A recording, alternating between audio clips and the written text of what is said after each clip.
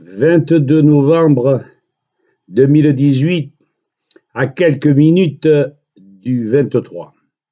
Citoyennes et citoyens, je ne vais sûrement pas vous faire plaisir ce soir, mais mon devoir est de vous informer le plus courtoisement possible, mais le plus franchement.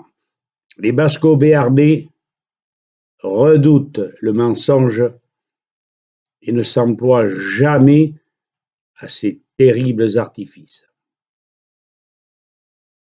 Je peste contre les élus municipaux, contre ces citoyens qui votent pour des gens qui ont préparé le terrain. Je peste contre ces départementaux, ces régionaux et ces députés, sénateurs qui, dans leur cocon douillet, suivent allègrement les facéties, les aberrations, la traîtrise d'un pouvoir. La vidéo s'intitule « Néolibéralisme et l'arme de sang citoyenne ». Voyons ces effets négatifs d'une politique néolibérale que je qualifierais d'un autre terme, bien plus facile à retenir, mais pour l'instant je m'abstiens, car on vous a inculqué le mot néolibéralisme, moi je dirais simplement féodalisme, où l'État ne peut que poser des cataplasmes sur jambes de bois de notre nation. L'étreinte de l'Europe, les oligarques, les monarques apatrides. Sur la France, François Asselineau l'a bien démontré dans ses vidéos, nous conduit à l'asphyxie de notre pays, de nos industriels, avec un chômage amplifié et combien? Destruction des emplois par délocalisation industrielle inexistante avant Maastricht. Articles 32 et 63 du traité, le TUFUE. Prétendre lutter contre le chômage tout en acceptant les traités européens révèle de l'escroquerie politique et de gauche et de droite. De toute façon, l'économie future se passera de ces gens, se passera de ces partis qui ne sont qu'un prétexte pour mieux nous asservir.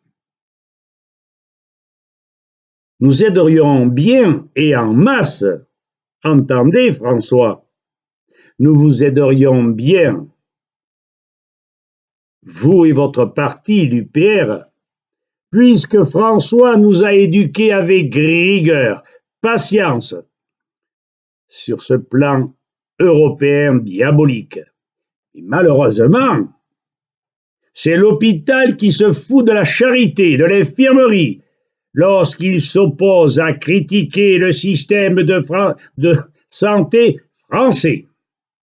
Ainsi, chaque année, il se met au moins 1 200 000 citoyens à dos touchés par l'État et le délire vaccinal. Comme nous sommes des gens près des réalités et côtoyant la misère tous les jours, nous vous citons le cas d'une victime de ce système générateur de conflits variés. Cet homme vit dans un minuscule réduit de 25 mètres carrés à Parentis-en-Born, près dans les Landes, dans le nord-ouest. Le montant de ce loyer étant de 380 €. Vu la vétusté du lieu, ce local est impossible à chauffer. Il y fait aussi froid à l'intérieur qu'à l'extérieur, mais avec une forte humidité se collant sur murs et plafonds. Les factures d'électricité pour tenter de chauffer ce volume sont bien au-dessus de ses maigres revenus. Aussi s'abstient-il de toute source de chaleur. Ultra compétent. Christian Rano est là pour le confirmer.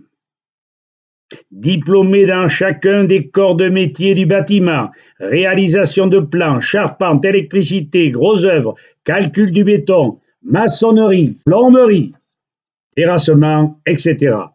Il a assumé les fonctions de chef de chantier dans de nombreux pays étrangers et aussi, bien sûr, dans l'Hexagone. Il a aussi fait l'expérience d'être à son compte en Outre-mer. Malgré toutes ses recherches d'emploi, à son âge, celle-ci reste vaine. Le mois dernier se terminait pour lui un contrat saisonnier de 8 mois, comme homme d'entretien à tout faire dans un complexe d'appartements de vacances. Sérieux, consciencieux, extrêmement travailleur, polyvalent dans le domaine du bâtiment. Il reste cependant ouvert à tout job salarié, lui permettant de faire le joint jusqu'à l'âge de la retraite.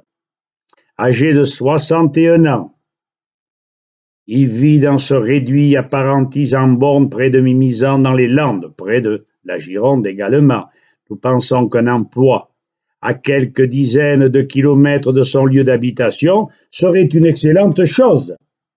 Voici ses coordonnées.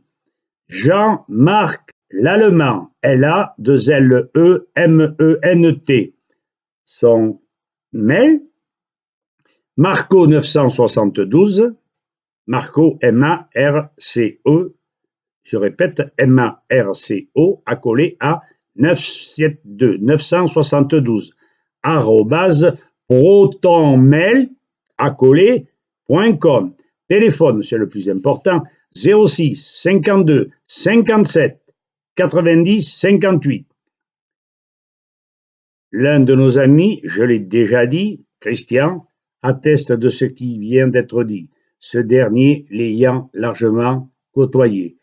J'ai peut-être fait preuve d'altruisme, j'ai peut-être fait preuve d'attachement à ces gens loyaux, valables sur le plan professionnel et avec qui je m'entends très bien, mais ne le mérite-t-il pas? Citoyennes et citoyens, redressez-vous et ne nous laissons pas faire.